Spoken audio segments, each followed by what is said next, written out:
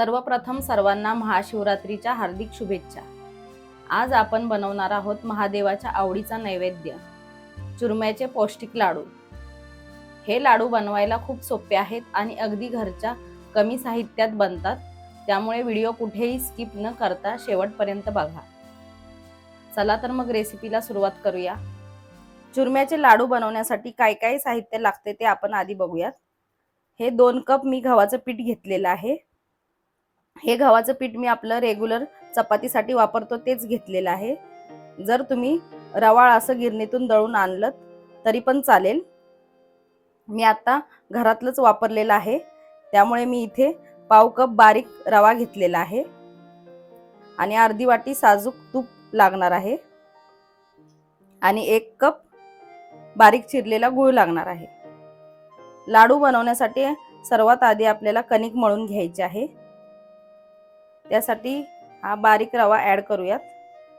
बारीक रवा घातल्यामुळे लाडूंना एकदम दाणेदार असं टेक्स्चर येतं आणि ते असे खाताना टाळूला पण चिकटत नाहीत। घेतलेल्या तुपातलं 2 चमचे तूप आपल्याला ह्यात घालायचं आहे आणि चिमूटभर मीठ घालूयात। आता हे तूप आपल्याला पूर्ण पिठाला लावून घ्यायचं आहे। प्रत्येक कणाला हे तूप लागलं पाहिजे, अशा प्रकारे आपल्याला हे चोळायचं आहे। तूप मी सर्व पिठालाच छान असं लावून घेतलेलं आहे। आता आपण ह्याची घट्टसर अशी कणिक मळून घेऊयात। थोडं थोडं पाणी ऍड करत आपल्याला कणिक मळून घ्यायचे।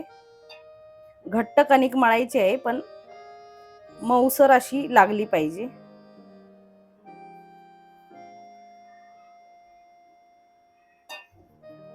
चपातीच्या पिठापेक्षा थोडीशी घट्ट आणि पुऱ्यांसाठी मळतो त्यापेक्षा थोडीशी सॉफ्ट अशी आपल्याला ही कणिक मळायची आहे, कारण रवा भिजल्यावर ती परत थोडंसं घट्ट होईल।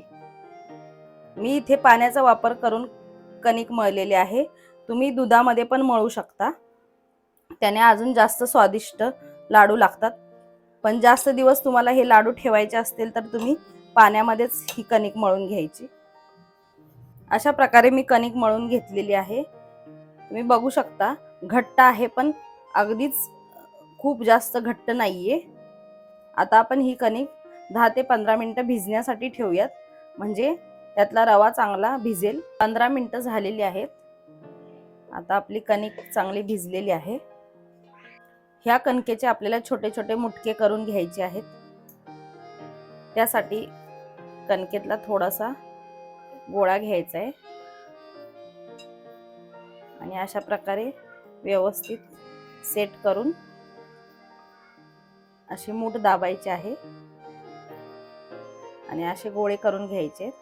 जास्त मोठे मुटके करायचे नाहीत, कारण आपल्याला ते तळायचे आहेत। छोटे केलं तर ते आतपर्यंत व्यवस्थित तळले जातील। आणि मी अशा शेपमध्ये बनवले आहेत, तुम्ही कोणत्या पण शेपमध्ये बनवू शकता। अशा प्रकारे मी आता सर्व मुटके बनवून घेते।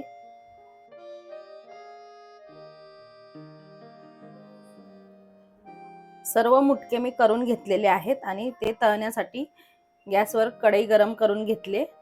यात आपल्याला आता सर्व राहिलेलं तूप घालायचंय।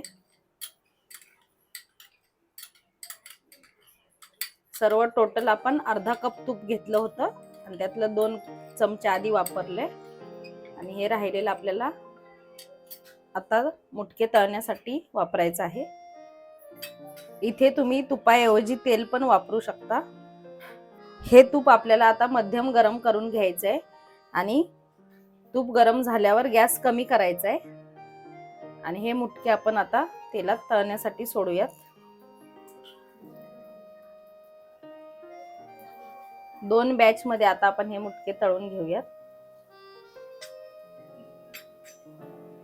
एका बाजूने तळले गेल्यावर आपण ते पलटून घेऊया। गॅस अजिबात फास्ट ठेवायचा नाही, नाहीतर फास्ट गॅसवर तळले तर ते वरून जास्त काळे पडतील आणि आतपर्यंत ते व्यवस्थित शिजणार नाहीत।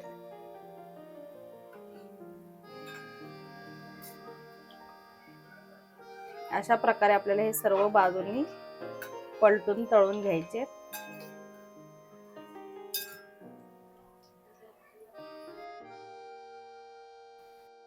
आलटून पलटून गोल्डन ब्राऊन रंगावर तळून घेतलेले आहेत। हे मुटके आपल्याला मंद गॅसवर तळण्यासाठी 7 ते 8 मिनिटं लागलेली आहेत। आता हे आपण काढून घेऊयात। अशा प्रकारे मी आता सर्व राहिलेले मुटके पण तळून घेते। तळून घेतलेले सर्व मुटके आता आपण गार करून घेऊयात। हे गार झालेले आहेत आणि जरी गार झाले असले तरी आतून थोडेसे असे गरम असतात, म्हणून आपल्याला ह्याचे आता छोटे छोटे तुकडे करून घ्यायचे।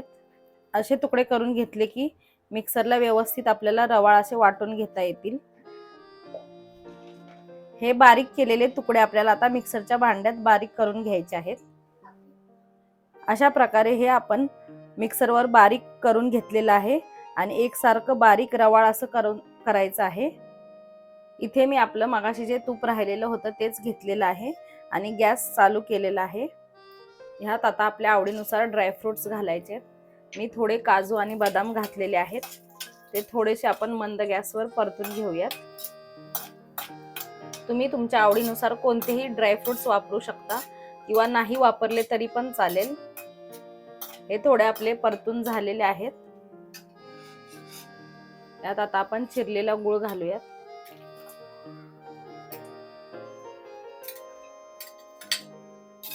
गूळ आपल्याला फक्त वितळवून घ्यायचा आहे, याचा पाक वगैरे करायचा नाहीये आणि अजिबात आपल्याला हा पाक कडक होऊ द्यायचा नाहीये। गूळ विरघळलेला आहे। आता आपण गॅस बंद करूयात आणि थोडंसं जायफळ किसून घालूयात यात। तुम्ही सुंठ पण घालू शकता। आता हे जायफळ मिक्स करून घेऊया आणि पाव चमचा वेलची पावडर घालायचे। आता हा विरघळलेला गूळ आपल्याला ह्या लाडूच्या मिश्रणात गरम गरम असतानाच घालून घ्यायचंय।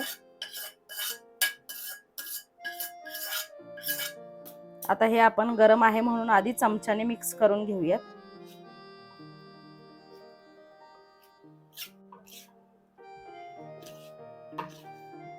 चमच्याने मिक्स करून झाल्यावर आता हे मिश्रण थोडं कोमट झालेलं आहे। आता हाताने आपल्याला हे व्यवस्थित पूर्णपणे मिक्स करून घ्यायचंय।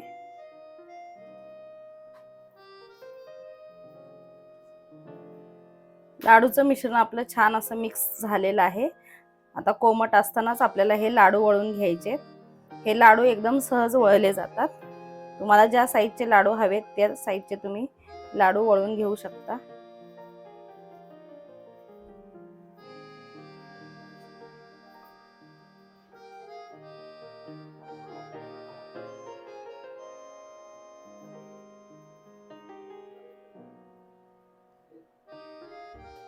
आता हे लाडू छान असे आकर्षक दिसण्यासाठी आपल्याला खसखस मध्ये घोळवून घ्यायचे आहेत।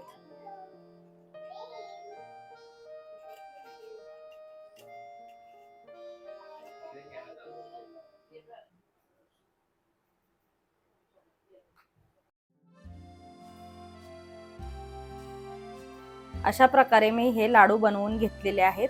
तुम्ही पण या महाशिवरात्रीला हा महादेवाचा आवडता नैवेद्य नक्की बनवून बघा आणि मला कमेंट करायला विसरू नका। व्हिडिओ आवडले असेल तर लाईक करा, जास्तीत जास्त शेअर करा आणि चॅनलवर नवीन असाल तर अशाच छान छान रेसिपीसाठी चॅनलला सबस्क्राईब करा।